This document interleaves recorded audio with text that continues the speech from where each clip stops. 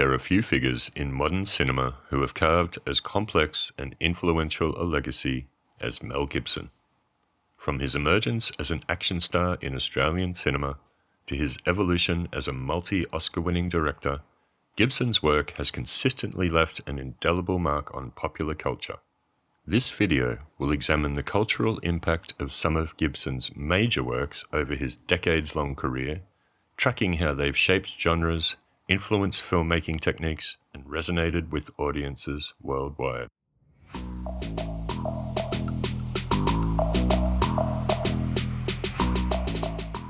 Although Australian cinema would try to claim him as their own, Mel Gibson was born in the United States of America on January 3, 1956, in Peekskill, New York. He was the sixth of 11 children. His parents, Hutton Gibson and Anne Riley, were deeply religious. After spending his formative years in the United States, in 1968, when Gibson was 12, his family relocated to Sydney, Australia, reportedly to avoid the Vietnam War draft. In Australia, Mel attended the National Institute of Dramatic Arts, or NIDA for short, a prestigious institution often described as a trade school for actors, specializing in the performing arts and providing intensive hands-on training.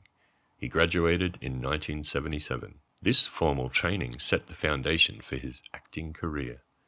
NIDA in Australia deserves a special mention here, as it has quite remarkably been the springboard for many Australian actors, including Cate Blanchett, Hugh Jackman, Nicole Kidman, Sam Worthington, Toni Collette, Geoffrey Rush, Hugo Weaving, Baz Luhrmann, Russell Crowe, and that's just to name a few.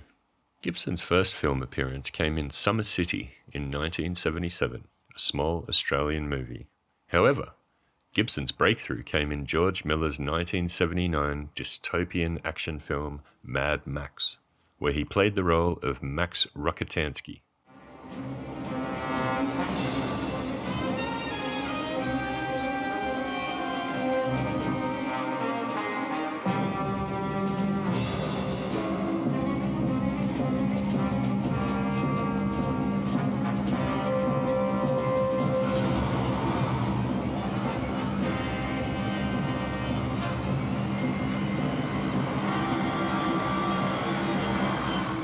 Made on a shoestring budget of approximately $400,000, the film would go on to earn over $100 million worldwide and launch both Gibson's career and a franchise that continues to this day.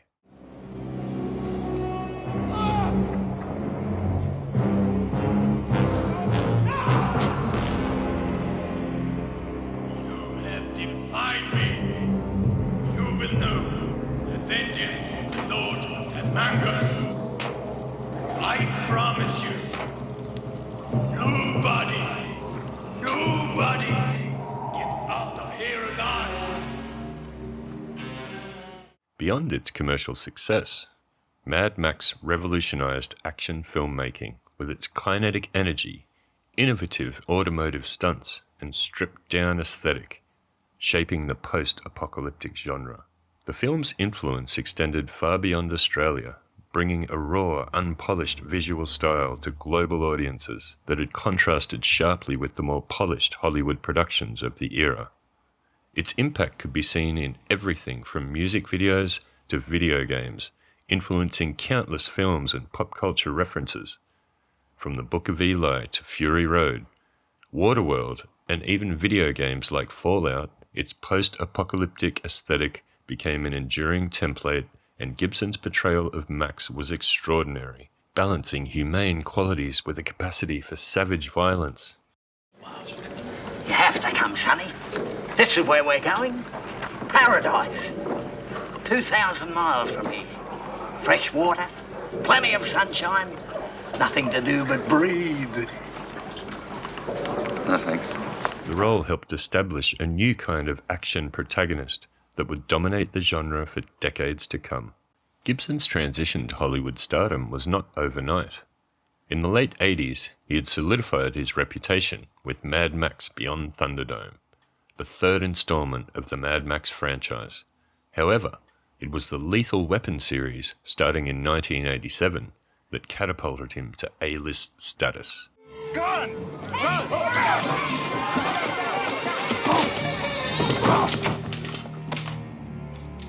Raj, meet your new partner.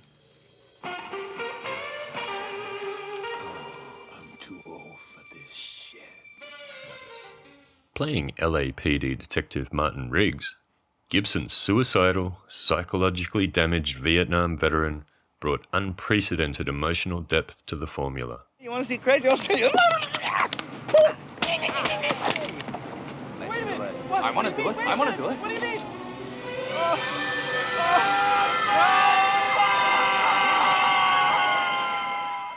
The success of Lethal Weapon and its mix of humour, action, and deep and often complex character development redefined how Hollywood approached action comedy storytelling.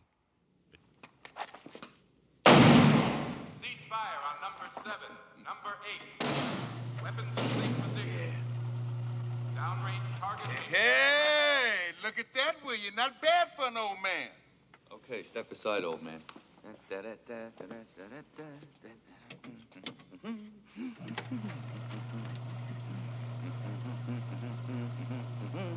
Evans, report to the range commander.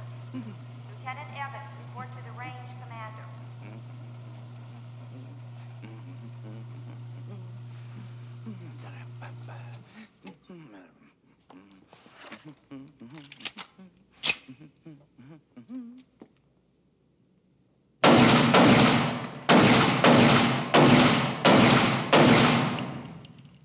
Sergeant Dennis, call your watch captain. Sergeant Dennis, call your watch captain, please.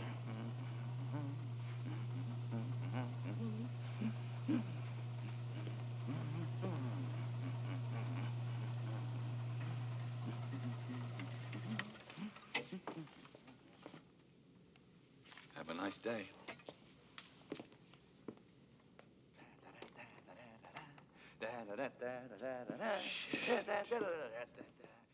Additionally, Lethal Weapon was one of the first mainstream films to explore a protagonist dealing with PTSD and depression, adding multiple layers of complexity to what would have been a one-dimensional action hero.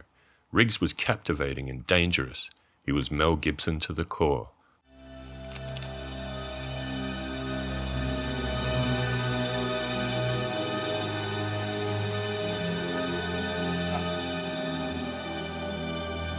Merry Christmas! The halls! Joyous Yuletide!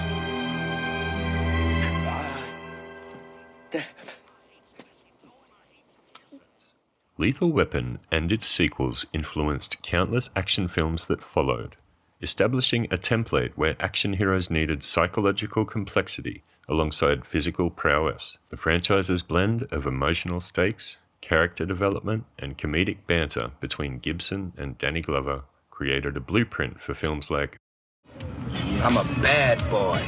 Bad boys. What you gonna do? What you gonna do when they come? Gibson's greatest achievement of this era came in 1995, when he directed, produced, and starred in Braveheart. The film won 5 Academy Awards, including Best Picture and Best Director.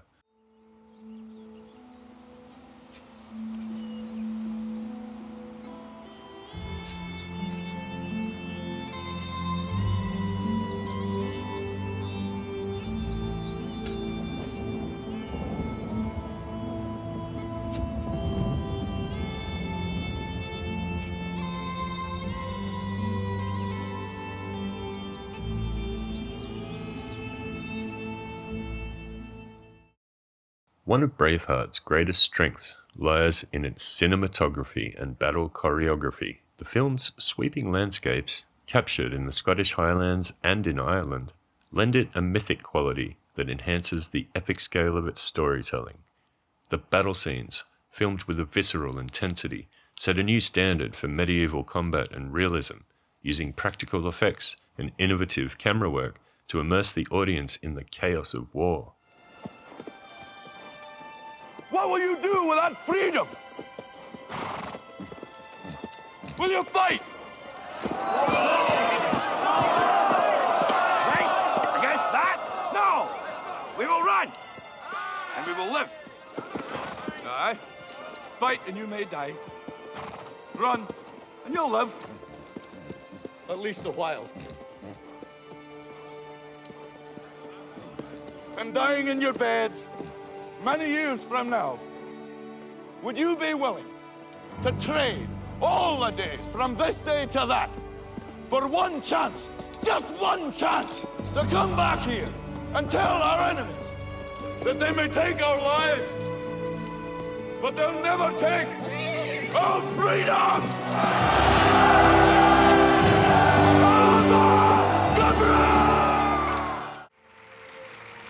And the Oscar goes to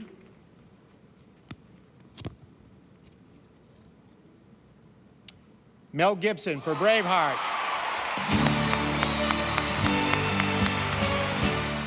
Perhaps most remarkably, the film had a measurable impact on Scottish national identity and tourism. Following Braveheart, Gibson starred in The Patriot in the year 2000, a historical war film set during the American Revolution. Playing Benjamin Martin, a character loosely inspired by several real-life historical figures, Gibson portrayed a reluctant hero drawn into the war after a personal tragedy.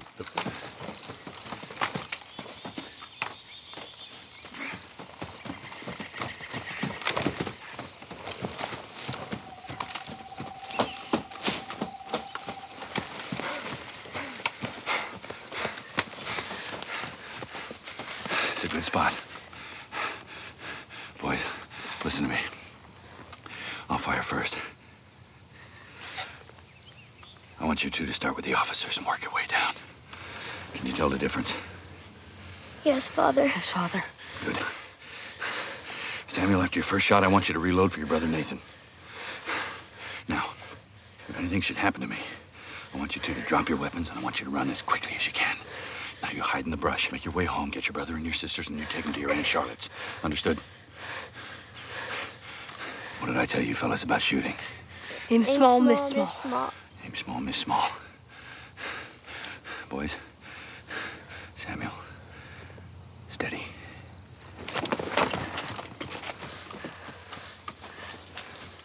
The film also introduced audiences to a young Heath Ledger, who played Gibson's on-screen son, Gabriel Martin. Ledger's performance as an idealistic and courageous young soldier helped establish him as a rising Hollywood star. His chemistry with Gibson added emotional weight to the story, making the father-son dynamic one of the film's most memorable elements.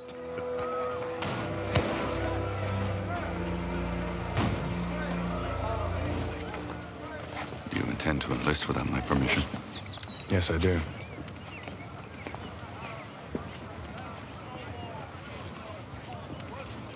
Father, I thought you were a man of principle.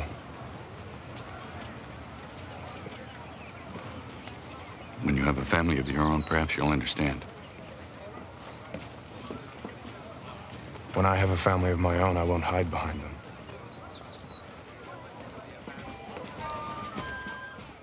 The film reinforced the classic American ideals of resistance, sacrifice, and national identity, resonating strongly with patriotic themes.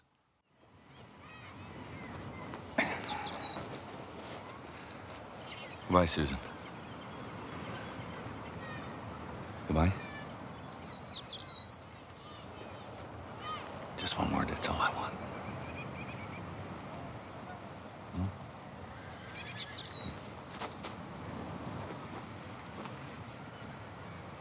All right.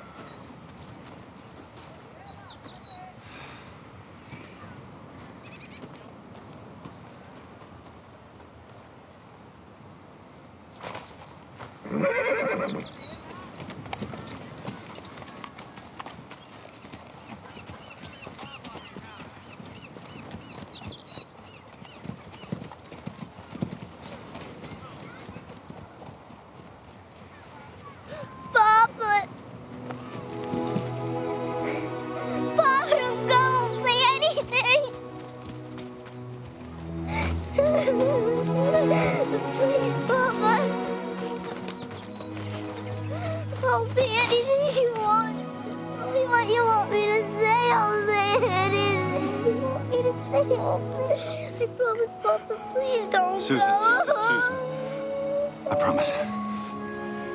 I'll come back.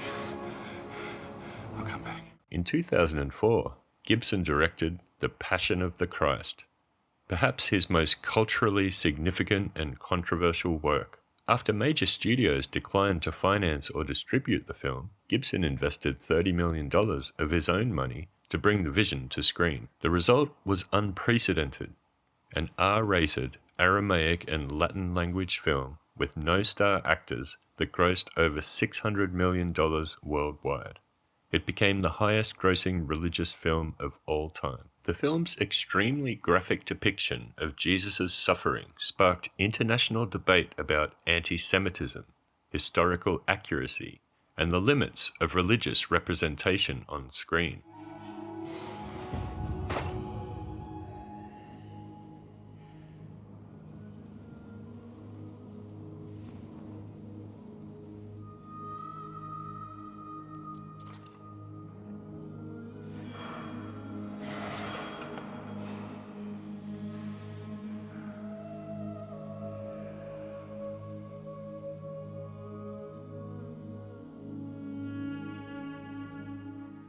Regardless of one's position on these debates, The Passion demonstrated that there was a massive audience hungry for explicit religious content that mainstream Hollywood had largely ignored.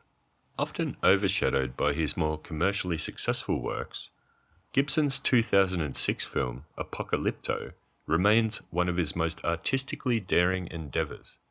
Set in pre-Columbian Mesoamerica, and featuring a cast of unknown indigenous actors speaking entirely in Yucatec Maya, the film pushed boundaries in its approach to historical storytelling.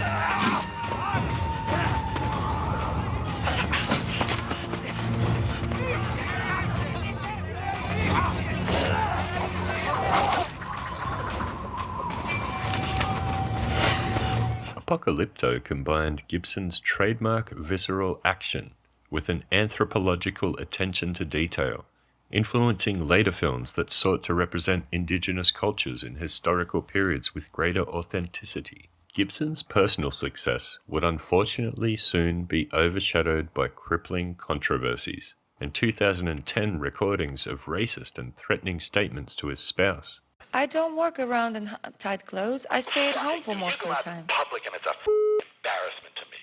You look like a on heat, and if you get raped by a pack, it's your fault. All right?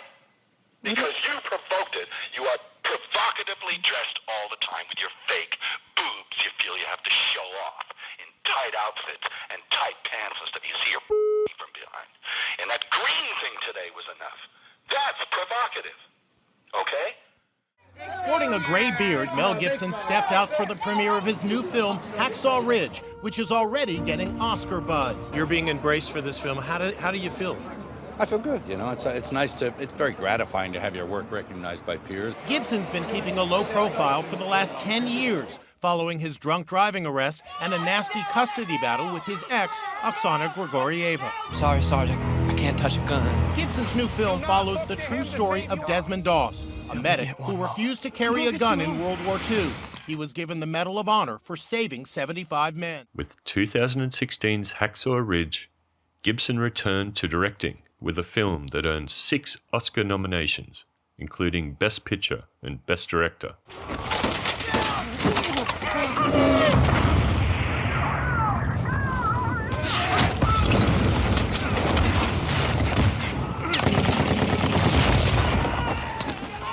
Gibson was back, re-establishing himself as one of the greatest Hollywood actors and directors of all time. What do you say, Jack? Would you like a shot at the title? Don't mind if I do.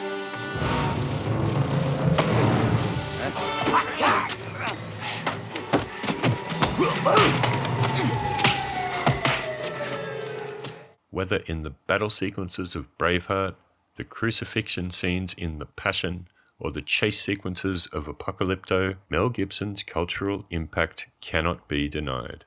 From pioneering new approaches to action filmmaking in Mad Max, to reimagining historical narratives in Braveheart, and breaking new ground in religious cinema with The Passion of the Christ, Gibson's influence on global cinema remains undeniable. He is a true and authentic Hollywood icon.